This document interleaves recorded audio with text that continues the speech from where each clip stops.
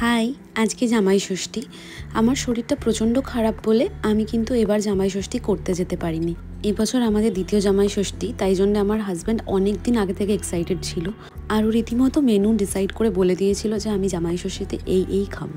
তো যেহেতু যাওয়া হয়নি, তাই মা বলল যে এই বাড়িতেই অন্তত ওকে খাওয়াবে। তো তাই জন্য আগে মা সকাল সকাল পুজো করে নিচ্ছিল। যেরকমভাবে মন্দির প্ল্যান করেছিলাম ওই মন্দিরটা এখনও গুছিয়ে উঠতে পারিনি, কারণ এখনও অনেক জিনিস গোছাবার আছে। একটা একটা করে সব করছি আমরা। আমার খুব শরীর খারাপ থাকা সত্ত্বেও আমি কোনো রকম একটু শাড়ি পরেছিলাম আজকে।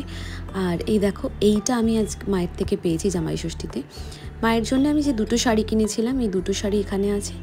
আর এটা হচ্ছে আমার মা যে হাজব্যান্ডের জন্য যে গিফটটা কিনেছে সেইটা। অ্যাকচুয়ালি আমার হাজব্যান্ডকে মা জিজ্ঞেস করেছিল যে কী নেবে, তো প্রপারভাবে ও তো মাকে বলছিল না, তো আমাকে বলেছিল যে আমি বেল্ট নেব, তাই ওর জন্য একটা বেল্ট নেওয়া হয়েছে আর একটা শার্ট নেওয়া হয়েছে।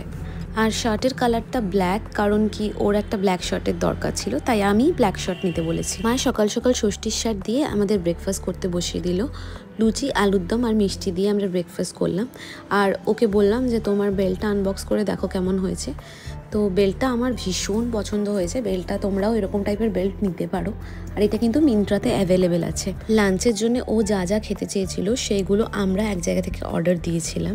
আমাদের বাড়িতে কোনো অনুষ্ঠান হলে বা কোনো রকম বড় খাওয়া দাওয়ার আয়োজন থাকলে আমরা যেখান থেকে খাবার বলি সেখান থেকেই আমরা জামাই ষষ্ঠীর জন্য খাবার বলেছিলাম। তো মা গিয়ে ওই 1টা নাগাদ ওদের ওখান থেকে খাবারটা নিয়ে এসেছিল। অ্যাকচুয়ালি ওনারা এত দূরে ডেলিভারি করতে পারবেন না বলেই মাকে গিয়ে নিয়ে আসতে হয়েছিল।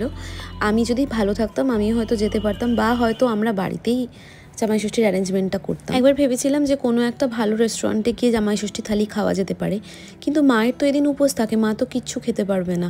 আর আমরা সামনে এত কিছু খাবো রেস্টুরেন্টে গিয়ে, এটা কি ভালো লাগে? তো চলো দেখাই আজকের অ্যারেঞ্জমেন্ট কী হয়েছিল।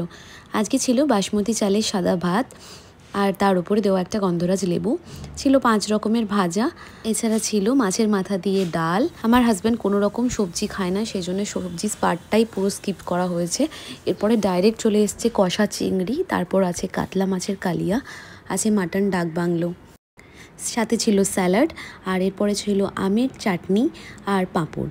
তারপরে মিষ্টির কোটা চলে আসছিলো। মিষ্টিতে ও খেতে ভালোবাসে যে বেকড রসগোল্লা, সেই বেকড রসগোল্লা দেওয়া হয়েছিল।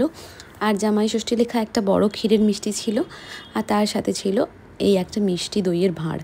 ও যা যা খেতে ভালোবাসে সেইগুলো এই সব কিছুর মধ্যে ইনক্লুড করে দেওয়া হয়েছিল। জামাই ষষ্ঠীর জন্য আমিও অনেক কিছু ভেবে রেখেছিলাম, অনেক কিছু শ্যুট করবো ভেবে রেখেছিলাম, কিন্তু কিচ্ছু শ্যুট করে উঠতে পারিনি, কারণ আমার এত শরীর খারাপ। আর আমি এই কটা খাবারের মধ্যে শুধু খেয়েছি ডাল ভাত আর আলু ভাজা।